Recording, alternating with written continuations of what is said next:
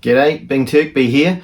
I just had a go at recording the audiobook version of my book Dead Man's Axe, a little cozy guitar mystery, and I thought I'd pass on some things I learned as I did it, because it turned out that after recording music for about 30 years, I only had about 80% of the skills that I needed to do an audiobook. So I'm just going to pass on some things that I learned, some stuff that's probably quite obvious, but I'll try and cover a few things pretty briefly. There's a lot more to it, but just some things that you might want to consider if you're thinking of trying recording your own audiobook. The first thing is some gear, right? So because I've been recording music for a while already, and if you're a writer, you've probably got a computer. I've got an iMac there, but it could be a laptop, any kind of computer you can generally run recording software on. I'll put some links to recording software in these bits down here. You need an interface of some kind. I've got off screen there the very cheapest Focusrite Scarlett, which is awesome, and a nice little microphone. I've got a little pop filter on mine as well to stop the plosives, which I'm going to talk about more in a second. This mic, I think, it's an Audio Technica, and it's not really fancy. It's pretty basic condenser mic, which is really good for vocals or spoken word. So if you've already got a computer, yeah, you're going to have to outlay a few more $100 to actually get an interface and a microphone, leads and all that stuff. Plosives, technique, all this stuff. You will find out very soon that your mouth makes a lot of weird noises that you didn't know about until you start recording yourself with a good microphone through a good interface, or even a fairly average mic and an average interface. All these noises when your lips smack together and so on. And so a lot of it is teaching yourself, and I probably got there by about halfway through my book of, well actually I recorded half of it first and then went, nah, scrap it, start again. So I had a good lot of practice at minimizing that. So you'll find everyone's different, right? Different amount of saliva in your mouth or tongue movement or whatever, but a lot of it is technique. Plosives, I mentioned before, are popping noises at the start of words which start with letters like P. P. So you're aiming for more of a B, somewhere halfway between a P and a B, to stop them popping so much and forcing air onto the microphone's diaphragm, which doesn't sound like much when you're saying it, but when you listen back to the recording, goes boom, and you probably don't want that. Same with sibilance. You can train yourself to, see, even then I went, and just do it naturally, and it sounds horrible when you record it. Sibilance, S sounds, and again, if you aim for kind of halfway between an S and a Z, you stop this hissing sound, which again doesn't sound too bad in real life, but when you listen back to the recording, it goes, it's not great. People don't like listening to it. So a lot of it is technique. You need to start with the best source material, and then, because people say some people might say you can fix it in the mix, and I'm here to tell you, you probably can't naturally. You can't make it sound like a person sitting here talking. If you try and stitch together all these billions of takes of yourself, you're going to sound different each take, and it sounds like a robot. It sounds like a wonky robot. If you're after that, that's cool.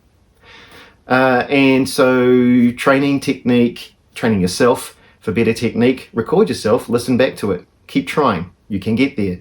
The gear, but then your noise floor. So that's all the ambient noise that isn't you talking. So I'm very fortunate to live in a quiet street, but even then I took some days off work so I could record during the middle of the day. Even someone putting the washing machine on next door would ruin a take. Someone driving a noisy car outside ruins a take. Someone walking on the stairs ruins a take. And as I said before, yeah, you could do lots of little takes of one sentence here and there, but it does not stitch together nicely. You're after the longest you can get, continuous take of you speaking, enunciating clearly. It might sound weird to you to start with, but when you listen back, you can still sound natural, but more clear. So practice that by recording yourself just on the voice memos of your phone or something. Before perhaps you outlay for a whole lot of gear, and maybe you think, actually, I'll just hire someone else to do that, a voice actor or something. That's a valid option. If you can afford it, then get someone who's really good at it to do your book justice. So anyway, I minimize the noise floor because even though I'm using a thing called a noise gate on my recording software here, what a noise gate does, you set it so that here's the volume of me talking into the mic. Anything lower than that volume, the gate shuts. It gets shut off and there's just silence. So you can set it so you don't hear the cars driving by outside or even the rain. But then what happens is if it's noisy, if the noise floor is quite high, as soon as I start talking, the gate opens and you don't just hear me talking, you hear the rain, you hear the sirens, and it just sounds really odd to go from silence to, Another thing about Technique that I didn't mention is proximity effect.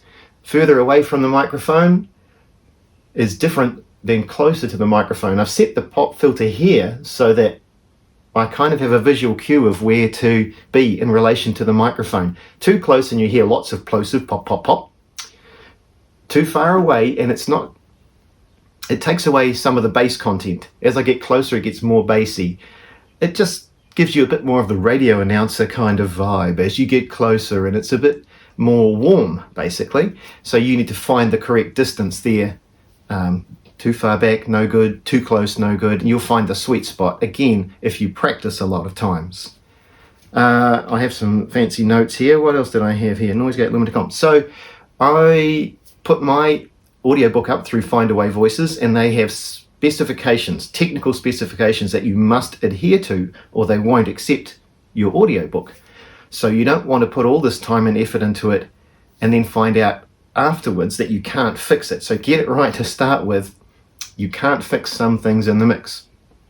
So one of the things they wanted was a noise floor of minus 60 dB. So that's when I use the noise gate, and any extraneous noises, even just the wind outside, are all cut out. So it's when I'm not speaking, it's dead quiet. The peak, the loudest it could be, was minus 3.5 dB. From my music recording, I knew how to make a limiter, so I limited it to that.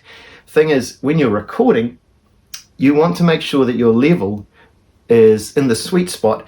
You might think, well, I'll record as loud as I possibly can so I get the most volume, the biggest signal to noise ratio, the signal being your voice and the noise being everything that isn't your voice. But if you record too loud and you have too many things you need to limit back down, it sounds really unnatural and it sounds uneven. Pumping, they call it sometimes. Although it's more of a compression thing, which I'm getting onto right now. So the compression, if you've recorded somewhere right in the middle, so they had between minus 25 and minus 18 dB is where they want the most of your spoken word to be. So I aimed for about minus 20 dB using the metering on my recording software. I used Logic. There's all sorts of recording software apps out there, DAWs they're called. Some are free, so that's pretty cheap. If you've already got a computer for writing, you've pretty much got a computer for recording. So then by setting myself up correctly so that the recorded voice was within that range, everything was, I was going to say, so much easier. It was still a lot of work, but now I've got it in my head. I understand how that all works. You'll get it too. Just practice at it so that you've set the level correctly.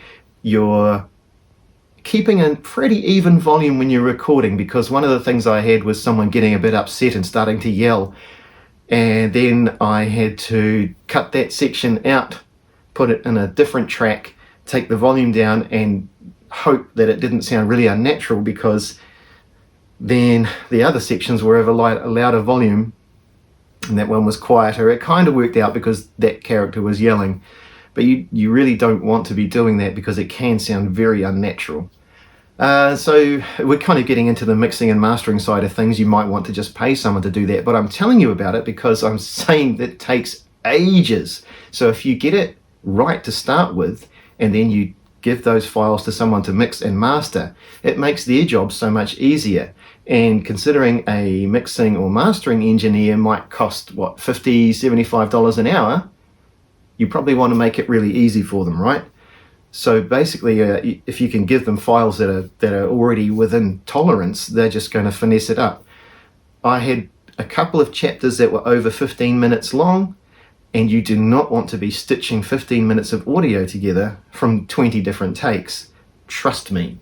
It takes ages, and what if the person doing the mixing misses a bit where you actually said the wrong word and then stopped and started again. So what I did, and I hope it worked, if I said the wrong thing, I went and made a big clicking noise so that I could see it very easily as well as hear it when I went back through, because a big clicking noise through the microphone, as I said before, it makes a big peak on the waveform, so I could easily see it, cut that bit out and then drag. But then you've got to try and drag the audio into the correct timing, because there's a rhythm to speech, right? And so one of the things you'll be practicing is the pauses in the correct places and of the correct length. A hyphen, for example, if you're feeling put upon, put hyphen upon, put upon, or if you take a jug to put upon the table, put upon, there's a slight difference in the timing of that between put upon and put upon. And it makes a difference, and we hear it differently. So you don't want to confuse your listeners, right? And then sometimes, if he said this, and then so-and-so said this other thing, there's a bit more of a pause to give the listener time to calibrate. Oh, it's a different speaker now. I can't really do different voices. I had a bit of a stab, and it was horrendous. You might be good at that, I don't know. But I just put a slightly different timbre to each voice so that people could tell when it was changing changing person speaking, but you also may want to insert more speech tags than you had in your text so that it's very clear. So there are some things you might want to change from your text when you're reading it out loud. Also, I will say, reading your book out loud, and I wish I had done that before I published the print version and the ebook version, because that's when I discovered quite a few typos, and which I've gone and fixed up now. You'll be pleased to know if you buy Dead Man's Axe by Bing Turkby now, it's all fixed up. And also you get a feel for, actually, was the rhythm of that person's speech when I wrote some dialogue, did that actually work? Now I'm saying it out loud, I might want to change that. So in the sequel to Dead Man's Axe, which I'm working on now, String Theory, I'm actually going to write the whole thing, copy, edit it, proofread it, all that, and then record the audiobook before I release anything so I can catch things like that. Oh, and another note, while I was reading it out, I had the recording software going, obviously, otherwise waste of time, and a PDF of the book, of the text on another part of the screen there, so that I just had to hit page down really quietly to scroll through the text. You don't want to be going, that's going to come through the microphone as well. So quite a few little noise issues to consider.